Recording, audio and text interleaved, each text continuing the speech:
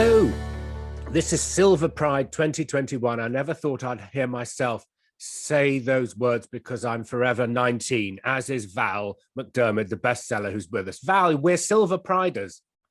Apparently so. I'm a bit older than you, Paddy, because in my head, I've stayed 32. Well, the session is called Val and Paddy Have a Classy Chat, and we'll be often overlooking, well, it's often overlooked, the intersection between class and sexuality. And we're going to share our own stories along the way. So the organisers have asked me to interview Val, but also give a little bit of the secrets of my own life that no one really wants to know. Val, you've got a new book out, which is above your head, 1979. Yes, it's out in August. That's next month, isn't it? Yes, 19th of August. It will be available in all good bookshops and some pretty rubbish ones as well, probably. It's interesting that year. It means so much for what we're going to discuss. If ever there was a year in our lifetime, 1979, that talks about class across the whole UK, do you think that's one of those years? I think it definitely is. The idea that I'm doing with this new book is the launch of a quintet of novels set at 10-year intervals. So 79, 89, 99, 2009, 2019, the last year when life was normal. And it's the same central character who runs through the books. So it allows me to have a sort of gallop through the last 40, 50 years of our social history. And you're right, 79 was a pivotal year. We started off with absolutely dreadful weather. I mean, Scotland, we had snow for weeks at the start of 79. And then, of course, Shawadi Wadi was top of the album charts, which really didn't help. You know, it's so annoying that you would say that, because I loved Under the Moon of Love. It was just one of my favorite songs as a boy. Well, it was never one of mine, Paddy, I'm afraid. Sorry about that. But we then had what became known as the Winter of Discontent, a series of strikes that began with the lorry drivers and included public sector employees, the print workers, of course, at the Times in London, and the general mood of unhappiness. And then there was the Scottish devolution referendum, which we won, but Westminster said we didn't. So then that led inexorably to the election that brought us Margaret Thatcher. The central detective in 1979 is a woman who's alone as a woman in a male-orientated newsroom, which, of course, very much apes your own life. So I want to go back to 1979 and talk about the book and you. But I wonder if I can start on something which I think is the thing you most wanted in life. You didn't set out to be straight, gay, or anything in between. You set out to be a writer. So I'd love to start really properly by asking you about your writing. Do you think that crime and class are great bedfellows in literature? I think they are, because one of the great advantages of the crime novel is it's not set at a dinner party at NW3. By its very nature, it can stretch out its tentacles to embrace all strata of society, any kind of life in the same novel even, because you've got different groups, different clusters, if you like, of characters. You know, you've got the victim and their connections, their friends, their family, their workmates. You've got the witnesses, their connections, their lives. You've got the detectives, the investigators, their lives, their prejudices, if you like, their views. You've got the media covering the case. And you've got other people like forensic experts sometimes on the fringes. So that can embrace an extraordinary range of possibilities. Whatever you want to write about is available to you in the crime novel. And I think in the last 30 years particularly, the crime novel has become much more the novel of social commentary. It's the novel that tells us how we live now. I mean, I think when we want to know about what Victorian life was like, we go back and look at Dickens. Yeah. And I think in 100 years' time, when people want to know how we live now, they'll go to the crime novel, because it has that embrace. I love this big arc of history, because I always think back to very posh detectives in this kind of world. We're told the great era of detective crime began in the 1920s, which would presumably leave out Sherlock Holmes. But there was something distinctly middle class and upper class about Holmes and Watson, depending on your view. And they were inevitably investigating crimes either of very aristocratic people or of sort of prostitutes and awful murders in the gutters. Do you think that there was a big genre for a while of kind of middle-class people with too much time on their hands being amateur detectives? Yeah, I think, and essentially, it's always struck me that the golden age, whether they were writing about the upper classes or the middle classes, was incredibly bourgeois.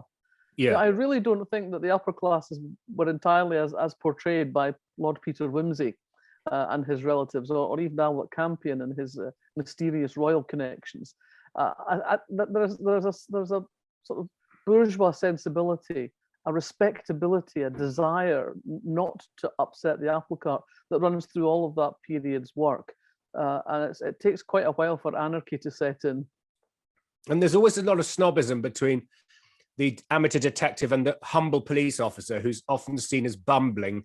And, you know, even Hetty Wainthropp or Miss Marple in those books, they're always dealing with bumbling commoners whose job it is, whereas they can see it whilst putting their knitting down.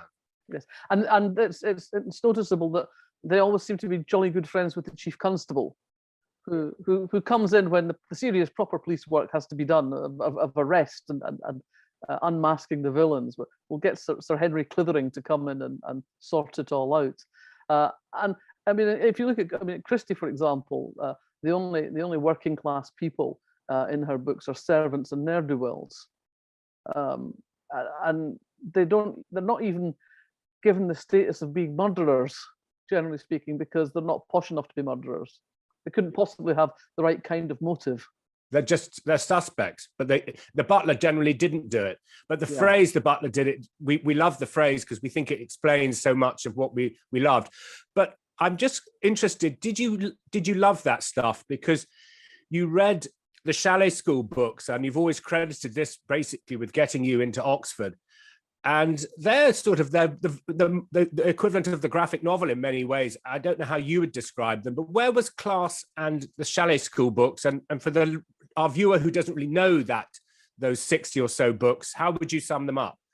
They are the classic girls' school stories, really, and they are very middle class indeed. They're a kind of life that I could never imagine aspiring to. I remember one time over tea, and saying to my mum and dad, "Can I not go to a Swiss boarding school?" And she was greeted with paroxysms of helpless laughter. So, well, I'm laughing now. I didn't bring that one up again. But I was very conscious that was, to me, a completely fictional world. I mean, it might as well have been science fiction. It felt in terms of the world, it felt as real as Isaac Asimov. But the thing that, for me, and I understand this now looking back at it, the thing that differentiated the Chalet School for me with most other children's books that purported to be series was that it did have a serial quality. So each book occupied a term or a year in the life of the school, and things that happened had consequences. So if you broke your leg in one book, tobogganing, you were still limping 3 books later. It wasn't like the famous 5 where everything happened in the same sempiternal summer and nobody learned anything from their mistakes. Nobody ever said, "We'd better not go into the dark cave alone, because remember what happened the last time we went into a dark cave alone." There's none of that in those other books. And what I liked about the Chalet School was this sense that people had lives that continued and had consequences. And I didn't understand it in those terms at the time, obviously. But for me, that obviously sowed a very deep seed about the idea of series fiction having to have consequences. And also this episodic thing is how a lot of the Victorian crime was published in episodes, wasn't it? And it's interesting that the hooked on the TV crimes recently, from the Scandi Noir to Line of Duty, it's still episodic, and it was still making us feel the need to wait for a new book to come out or to wait for the new book. And that's kind of how you, it seems to me, grew up. I wonder if I can just give you a quote of much brainier people. Derek Flynn in the Irish Times quoted Kit Duvall. So in Sons and Lovers, one of Lawrence's characters says, "I belong to the common people. From the middle classes, one gets ideas. From the common people, life itself." I think that's a rather grand and sweeping idea, that somehow only the working classes are plugged into life itself. Everybody has life itself. It just manifests itself in different ways. I suppose if you've grown up in a working class background, there's much less time for sitting about staring at your navel and reflecting on things, because you're busy getting on with the business of living, the practical business of living, putting food on the table, making sure your kids have got clothes to go to school in. These are the kind of things that concern you. You can't sit around after dinner, smoking a cigar and talking about Proust. But that doesn't necessarily mean that it is in some way a more diminished life. Yes, and I don't want to diminish it by saying that, but I'm wondering, I suppose I'm wondering this, in the year where you grew up, we're both children of the wartime generation. Do you think it would be harder to be a lesbian in a working class part of Scotland or a middle class part of Surrey? With respect to all individual lived lives, we're not snarking here, but just in general terms, can we make a generalization? I think it's still probably quite difficult to be a lesbian in certain small towns and villages, not just in Scotland, but in England as well. The sense of having any kind of community is very difficult. I suppose the sort of middle class world had more of a tradition of, the spinster schoolmistresses who bought a little villa together because two could live more cheaply than one. And, there weren't enough men to go around after the war. I think it's probably, in a way, more easy in a sense. It's one of those things, isn't it, about the availability of somewhere to have sex that isn't a barn. If you're living in a sort of working class family where you've got a lot of people living in a relatively small space, it's much more difficult to find the privacy to have any kind of relationship. And if your relationship is out with the norm that's acceptable, then it becomes that much more difficult, I think. I mean, Kokodi, where you grew up, is famous for its mining and its lino factory, its linoleum factory. When in the era when you grew up, your granddad took you down the mine in which he worked. How many lesbians did you know in Kokodi in those eras? None whatsoever. There were no lesbians. And let's not forget that, at a time when male homosexuality had been decriminalized in England, it was still against the law in Scotland until 1981. So there wasn't a lot of awareness of people who were gay at all. I'd heard about lesbians in that sort of way that you'd heard about unicorns. There were things that somebody's cousin once knew somebody who'd known somebody who was one. But there was no sense of them being part of the community. I remember, I think it was probably towards the end of my time at school, one of the local publicans ran off with another man. I remember my father coming home and saying, "Oh," I said, "I never thought that about him. It never seemed anything unusual or odd about him." And his pub was called the Penny Farthing. And my father said, "I suppose they're going to have to rename it the Fairy Cycle." I mean, it's worth saying to the memory of your dear dad that when you came out to him, he took it in his stride and loved you all the same. So I love the fact that he did say that, but equally, I'm sure it's important to all those fans of yours to know that he embraced you. Yes, I mean, both my parents, I mean, it's remarkable for the Scottish working class background with no sort of great sense of, liberal sexuality or anything like that. They didn't approve of living in sin, particularly, that sort of thing, but they were not hostile. I've heard so many stories from so many people of being cast out from their family, being cast out by their friends. And where my family is concerned, my parents took it entirely in their stride. It was never an issue. And I think that's, for me, a huge advantage, because it never made me feel frightened about being gay. It never made me feel guilty about being gay, because they had been just so remarkably all right about it. I mean, yeah. And when my dad told us that story about the publican running off with the guy, there was no sense of, I mean, he didn't tell it in a way of disgust or horror. It was just, here's something really funny, odd that's happened. Yeah. Who'd have thought it, Is it true to say, though, that you needed to escape Kokodi to explore your sexuality? You went to Oxford for intellectual reasons, but did that allow you to be who you are? Did you need to escape Kokodi to become a sexual adult? I think I can say that looking back at it now, but I couldn't have said that at the time. I knew I felt different. I felt like an outsider. I felt that I didn't belong, that my concerns were different from those of my contemporaries in several regards. Sorry to interrupt. Where did you feel that? When I was in Kokodi, Yes. I was growing up. Throughout my teens, I felt like an outsider. I did all the things that one was supposed to do to conform and fit in, and I did fit in reasonably well on the surface, but I never felt like one of them, if you like. And at the time, I didn't have a term to put on it. I went out with lads, you know, it was fine. It was a bit like that Peggy Lee song, you know, is that all there is? It was a bit like bit underwhelming, you know, the whole thing. But I couldn't have put my finger on what it was, and it was going to Oxford that opened the door for me onto something different, really. Yeah, a friend of mine in my second year, the real turning point was in my second year. A friend of mine gave me a copy of Kate Millett's Sexual Politics, which is about literary criticism from a feminist perspective. And I read this at a time when, you know, I was reading just the most conventional literary theory stuff, and it just blew my head off. It was like an explosion inside my brain, a completely different way of looking at the world that was my everyday world, the world of reading English at Oxford. And I remember going into my tutorial the week after it, just absolutely aflame with this, and just ranted at my tutor for about 10 minutes, saying, I read this extraordinary book, it's amazing, totally changed the way I'm looking at things. And she sat and listened to me very patiently. She was very polite, always beautifully turned out, white hair and a perfect French chignon. And she listened to me very patiently. And she was very Church of England as well. She was very respectable spinster. And she listened to all of this and she said, ah, yes, dear Kate. What, dear Kate, dear Kate? I supervised Kate Millett for the thesis that became Sexual Politics. Wow. And my head nearly came off again. And Fireworks. Fireworks. It was amazing. And so Kate Millett led me to the feminists, and the feminists led me to the lesbians, and the rest is history.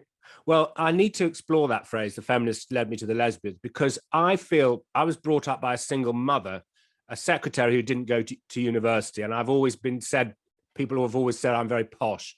And yet I am a feminist, but it didn't take me to the lesbians.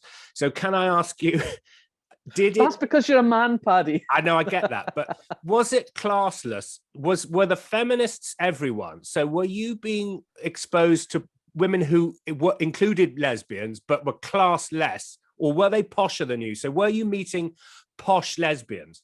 It was the world of posh totty, definitely. And you know, I still retain that sort of you know, that kind of working class fascination with posh girls. There's something, and it probably goes back to the Chalet School.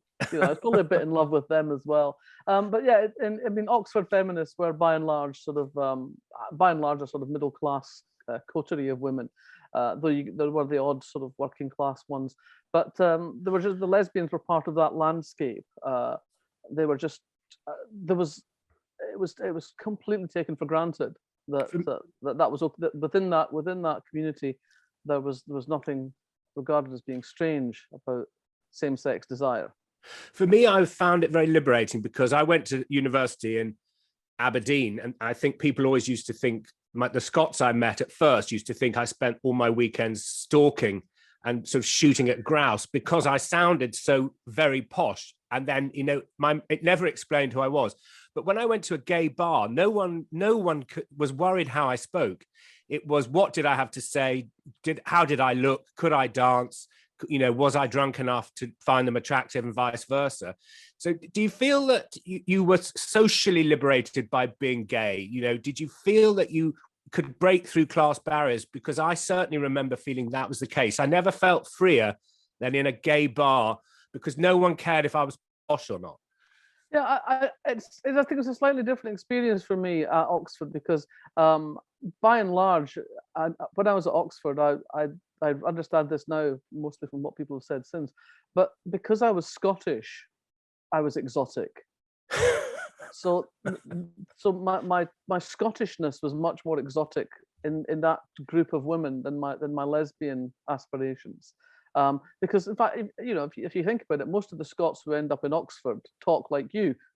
Yes, absolutely. They've been to the kind of schools where the first thing that's drummed out of you is your Scottish accent and your Scottish vocabulary. Yeah. So somebody like me, who was, you know, quite unashamedly being Scottish, was really quite exotic for them because they didn't know Scottish people like me.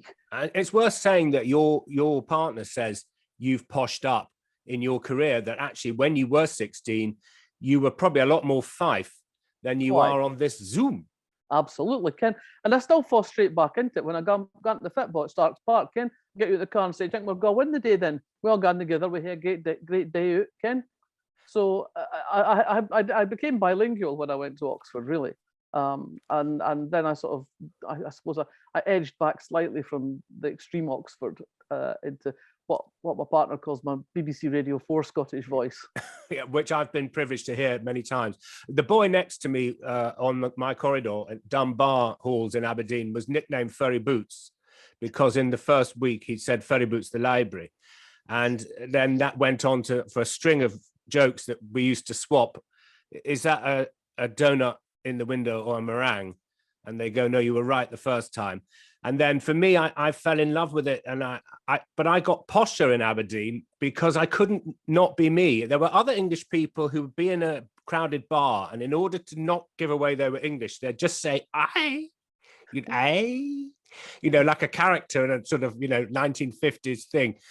But I became posher because the Aberdonians didn't want me to be Aberdonian. They wanted me to be myself. And I wonder, did you find yourself at Oxford because basically you found your voice? I suppose so. I suppose I found myself in that for the first time I could be the person I was inside.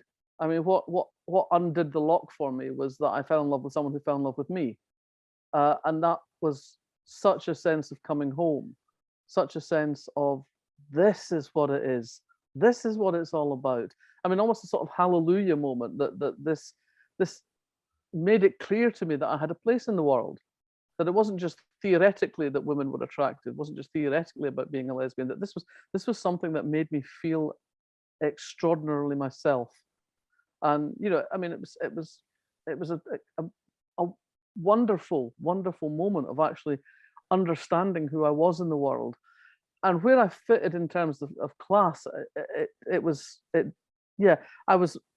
every mother's nightmare for their Oxford daughter. Frankly, there was one with whom I had a sort of extremely intense flirtation, and her mother just hated me.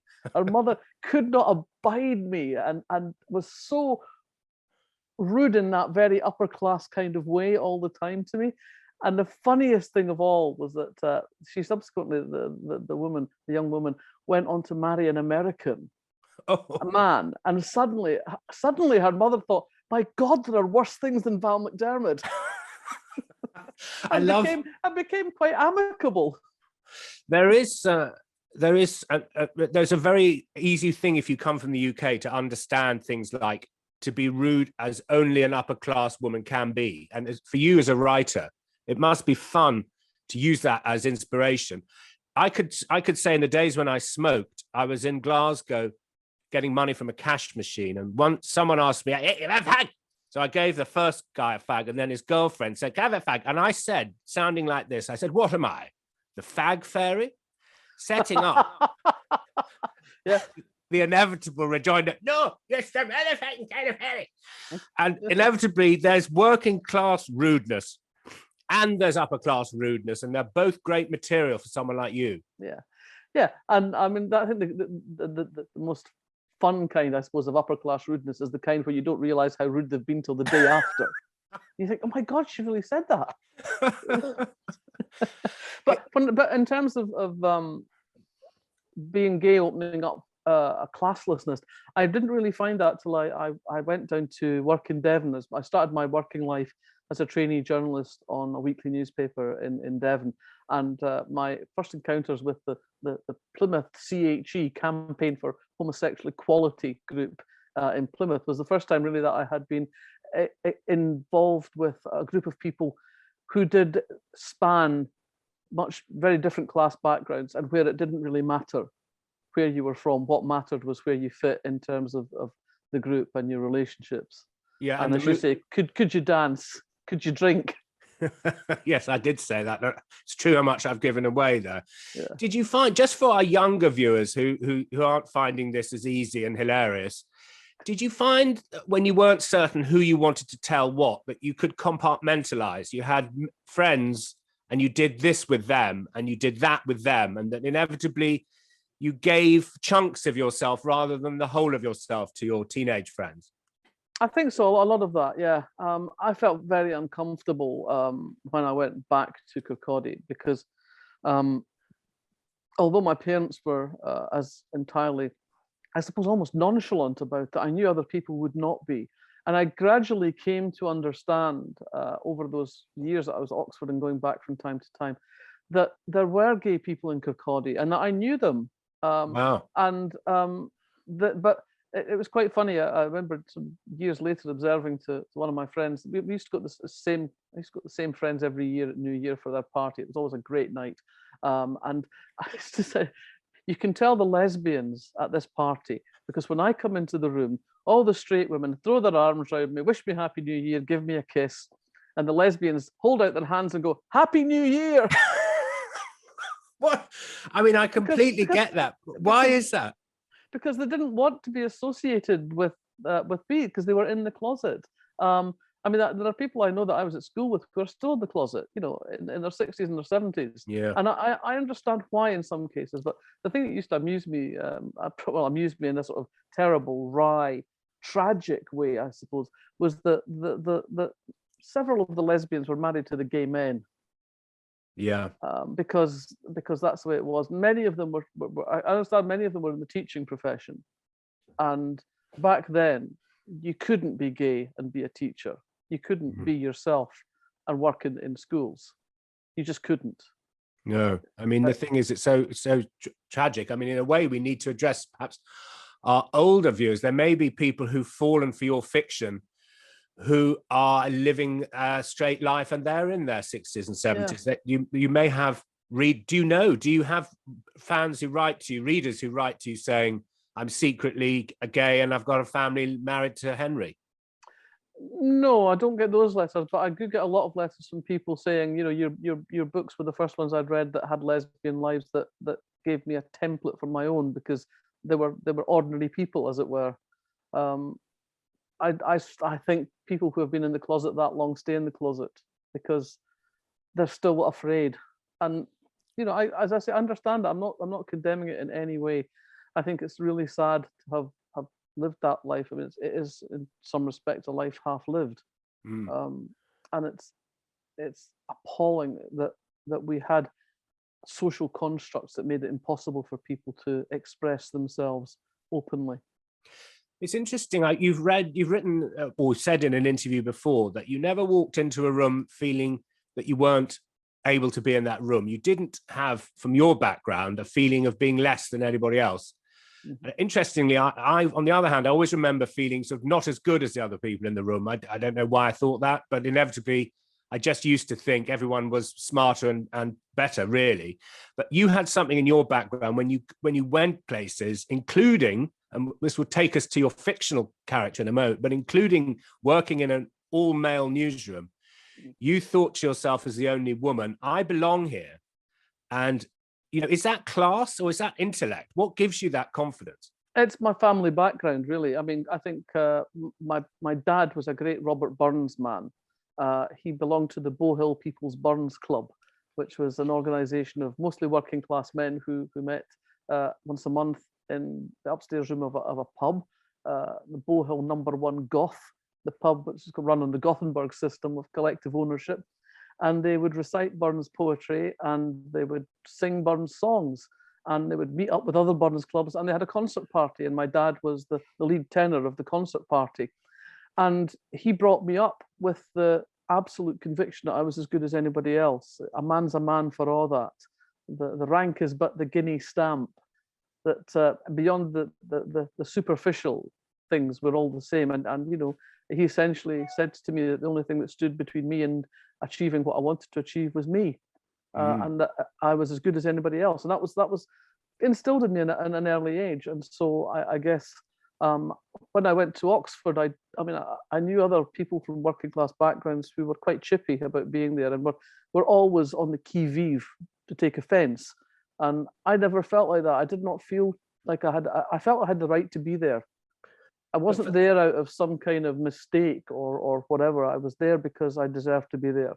And who gave you the right to be lesbian? If you'd stayed in Kokodi, would you have stayed in the closet? I don't know. I don't know what the answer to that is, because I don't know when I would have come into contact with a life that made me think I could have a different life. I would like to think that I would not have stayed in the closet. But then the chances are I wouldn't have been doing the kind of job that would have been stripped away from me if my sexuality had been known. So I don't know. I'd like to think I would be brave enough, but who knows? Maybe not.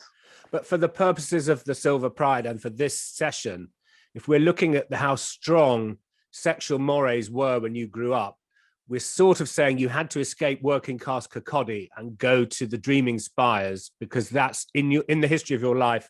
That is kind of what gave you the confidence to live a full life. Yes, that was the place where I met my people, as it were. I think the great difficulty for a lot of people in small towns, a lot of people, particularly working class backgrounds, is finding their people, is finding a group of people that are the same as them in the sense of the same sexuality, the same understanding of how relationships work. I think a lot of the time people end up in a relationship with somebody because that's the only other gay in the village. And that's not sort of necessarily the best basis for having a happy and fulfilled life. So I think one of the great difficulties is finding your tribe. It's I've implied that I said that my mum was a secretary and a single mother. I did go to a boarding school and where I didn't come out and where I didn't do anything with boys either. But years later, we're still friends, and they tell me that they all knew when I was 16, they all knew I was gay anyway. I said, well, I wish you'd have told me. Yeah. And I think but also people, it is that kind of taboo thing that people don't want to tell you.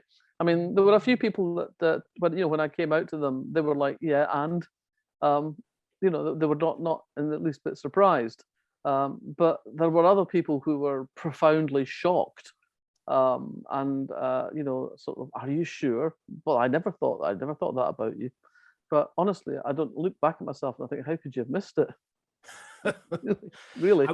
A boy I met when he was 12 and a half and I was 13. I was living in New York and I'd gone to live with a man, and it caused quite a family commotion back home. And he wrote to me a letter in those days, and it began, "Dear Paddy, bugger your sex life." Was how it began. Okay. Which I think is probably true. Yes. If we bring together the latest book and all that we've been talking about, Ali Burns is a young journalist on the hunt for a story that will change her career. She's the only woman working the Glasgow news desk. She needs a groundbreaking scoop for the boys' club to take her seriously. That's very autobiographical, Val. Well, not quite. There were three of us. There were three women in the Daily Record newsroom, but we were never allowed to be on shift together at the same time because, of course, if you have two women on the shift at the same time, they'll just sit about gossiping or knitting or something, Both, maybe. Possibly both. Yeah.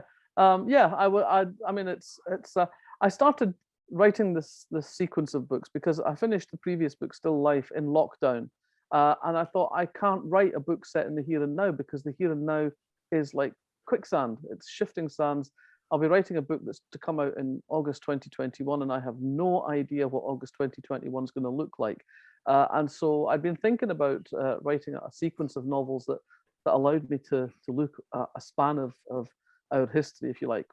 And this seemed the time to do it. And yeah, 79, I was indeed working as a young journalist in Glasgow. And I've drawn on those experiences. I said much of the anecdotage is mine, but I am not Ali Burns. No. Well, I mean, that would be too difficult by half, wouldn't it? Because you're not writing, it's not an autobiography. But the anecdotage must be so rich. I mean, to work in a big city news desk like that at that age, I mean, you can't believe what you're stored up that you haven't printed before. Yeah, yeah. Well, there's a lot there to tell over the years, but I mean, it was very weird. They absolutely did not know what to make of me at all. I mean, not least because I'd been to Oxford. I was a graduate, and I wasn't from Glasgow, and there was all these reasons why I stuck out, and I was odd and I was different. I mean, apart from just being a woman for a start, it was my very first shift on the Daily Record. The way it worked, by the way, was I'd started as a trainee journalist on the Mirror Group training scheme, done my 2 years in local papers, and then the deal was you got an attachment to one of the national papers, and if they liked you, they kept you on. If they didn't, you were thrown out the door, basically. So this was my attachment, and I arrived on it was a Sunday day shift, and they really didn't know what to do with me. You could see them sort of looking at me out the corner of their eye, and just not at all sure. And the first job I was sent on was what we called a collect pictures. 4 young teenagers had died in a car crash in the Lake District the night before, and they were from the Ayrshire coast. And I was sent off to the Ayrshire coast to collect pictures of the 4 of them and interviews with their family about what lovely boys they'd been. And that, I mean, the death knock is never anything other than a truly shit job. But to be sent off on 4 of them, 4 teenagers, and I knew that if I did not go back with those collect pictures and those interviews, then I might as well just pack my bags and go away right then and there. But I did it. I went there and I got the story and I got the pics and I came back and I got the respect. And that was a kind of key point, really.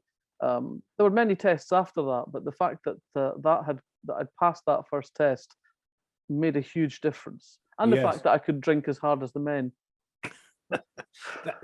But I mean, I'm wondering if what you're saying in there was, did you almost appear posh to them when you went in that newsroom from St Hilda's, Oxford? Is it possible for me to say you were on the posh end of their expectations? I think they didn't know what to make of me because I was clearly, I was working class. I was from Kokodi. I supported Wraith Rovers. I was the kind of person they knew, the kind of person they understood. But at the same time, I was also an Oxford graduate. I was about to go and interview Prince Charles as part of my prize for being trainee journalist of the year. And there was all this kind of like, what the actual fuck? They really didn't know what to make of me, which in a sense gave me, in some ways, maybe more of a free pass than another woman who had just come to them from the usual route of a local paper making a name for herself, because they just didn't know how to deal with me. They didn't know what box to put me in. That's very exciting. Yes, it was quite liberating in lots of ways. It got me into some bits of trouble over the years. I'm interested to know how much of it is being from one class mixing freely with others, or from being lesbian mixing freely all across the feminist movement. It all happened to you at the time when you were expanding intellectually. The biggest influence on you in these two, like a Venn diagram, came when you were about 17. I think you arrived in Oxford at the age of 17, which is, I mean, I don't think I could even spell at the age of 17, but it really, to understand you now, we really have to look at the 17-year-old Val. Probably, yes. But there's a lot of that I haven't talked about particularly, and probably never will particularly, because. Yes, you have hinted at dark days, and this isn't an interview about the dark days, but if we trust each other, maybe we'll come back and do a session. But it is a session called Silver Pride. Do you feel that there are issues for late age lesbians, and you're not late age, but let's just go there, silver lesbians versus silver gay and silver trans people? Can we say that if we talk about people in your area of the Venn diagram, lesbians of your age, do you feel they're having a great age now because society's moved and because there are no unicorn lesbians at Kokodi now? Do you think we can feel happier for our Silver Pride lesbians watching? I think so. I mean, it seems to me that older lesbians have found new ways to congregate, or ways, new ways to spend time together, you know, sort of walking groups or gardening groups or whatever. We went to New Zealand year before last. We were supposed to be back there last year and this year, but, you know, events have conspired against us. I'm a visiting professor at the University of Otago in Dunedin. And the first week we were there, we went to a lecture. And afterwards, someone came up to me and said, "You probably don't remember me. You signed a book for me in Christchurch the last time you were in New Zealand. But we've got an older lesbians group and we meet on Thursday evenings. Do you want to join us for dinner?" So immediately we were embraced into this group of a dozen women or so who meet up once a month, have dinner together, do other things together. And over the next couple of months, we kept bumping into them at all sorts of different things. And it did seem to be that there was a bit, and certainly there was a real thriving sense of women who spent time together and did things together and supported each other. And I hope that the same thing spreads to other places. I hope the same thing happens here. I think people are often anxious in their old age when they've spent much of their younger years having to protect who they were from the world. Yeah. That they're shy about perhaps mixing, perhaps putting themselves out there, as it were. But I think that there probably is no need for that anymore. I think there's probably a more accepting world, and certainly more opportunities for that kind of social encounter. You know, I just hope that there's silver pride lesbian quiz teams out there going to their pub quiz on a Monday night, and that kind of thing, because these options are open to us now. Yeah, I mean, do you think class is still a trap? If we're saying we can afford to feel more happy about people living who they are from their sexuality, do we say the same about class? Is class still a trap? Well, I think class has become a very different thing in recent years. I mean, you know, Tony Blair's idiotic, "We're all middle class now." Really? I don't think so. I think that what we have at the bottom of the pile is a serious layer of people who struggle very hard to exist. And I think if it's back to what I was saying earlier, if your primary concern is to pay your gas bill, pay your rent, put some food on the table, then anything else, emotional relationships, can become lower down your list of priorities, because existing is the key. And I think we have now got a class of people, a precariat, where existence has become the primary concern, and that mitigates against all kinds of sincere emotional relationships. So the answer to that is yes, actually.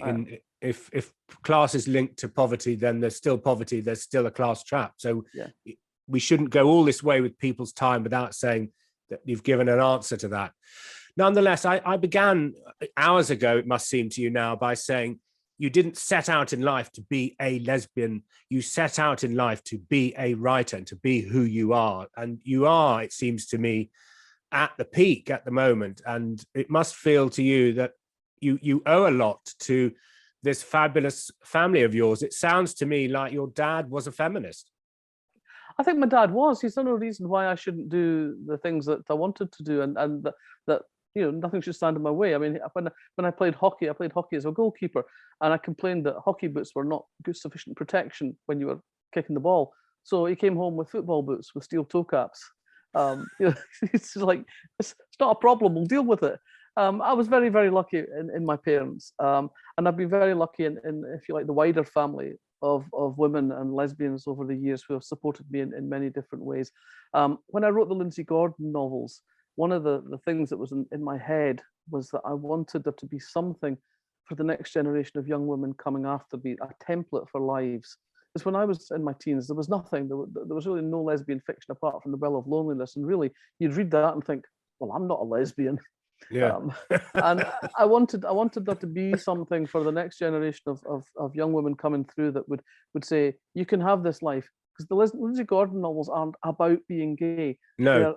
They're crime novels that happen to have at their heart a protagonist who is a lesbian, and that's part of her life. It's not all of her life. And I still get women coming up to me, young women coming up to me and saying, these were the first lesbian novels I read and they really spoke to me.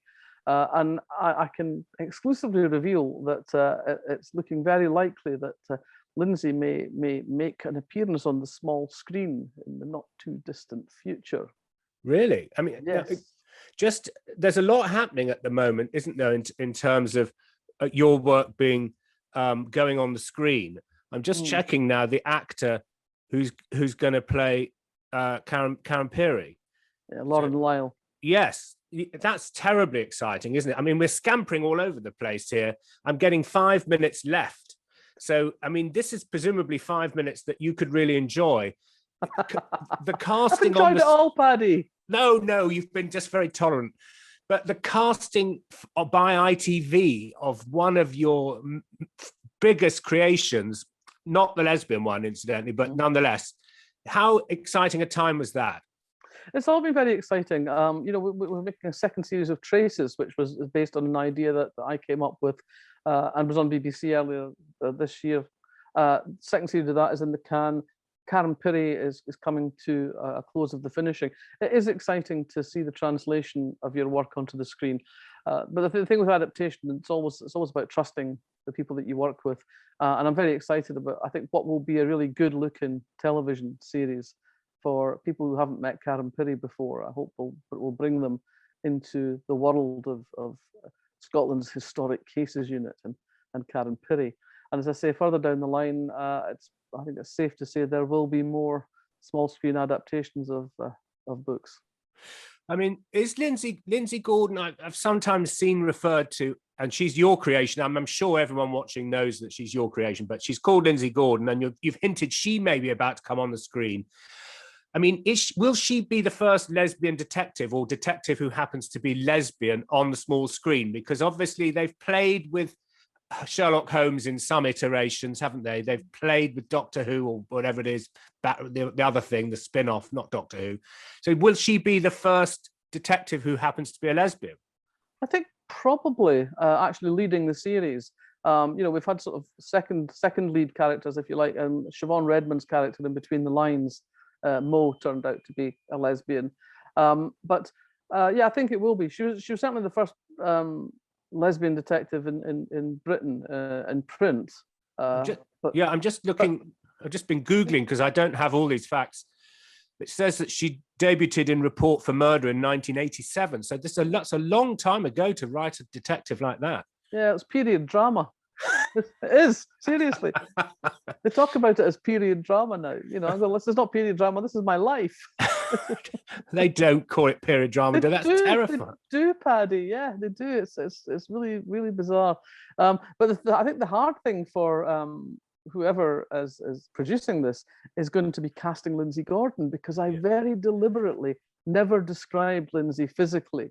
You know, there's little bits here and there, but she's never described physically in any detail at all. And that was very deliberate, because as I said at the time, there were no templates, there were no lesbians in popular fiction in the UK. And I wanted Lindsey for the readers, I wanted Lindsey to be somebody that they could imagine as somebody that they fancied, or somebody that was them, or somebody that could be their best friend. I wanted Lindsey to be able to occupy a space in her life that wasn't going to be constrained by a physical description. Yeah. So they're going to have to grapple with that and put flesh on the bones of Lindsey Gordon, which will be interesting. Very exciting. What an amazing career it's been. 30 million books sold. I always say about you when you appear on Broadcasting House, you're one of the most loaned authors in libraries. And I know your reading habit was fostered as a child because you lived opposite a library. So I feel it's such a lovely thing to be able to see the smile on your face. Val, that's it. We're getting flashing lights that everyone is now effectively gone to sleep. So it's been lovely to meet you virtually, or whatever this is called. But thank you so much for talking to us, Val. It's a delight always talking to you, Paddy. Thank you for having me. Lovely. Thank you, Val. Val's new novel, 1979, is published in hardbook, ebook, and audio on August the 19th. Support your local independent bookshop or visit gazetheword.co.uk to order your copy. Remember, you can donate to Silver Pride by looking at silverprideuk.com. Your donation will go to supporting grassroots LGBT plus groups for older people. Please give generously. I'm Paddy O'Connell. If you want to hear more of me, I'm on Sunday morning on Radio 4. But enough about that. Stay tuned to Silver Pride for now. There are more treats to come. Goodbye.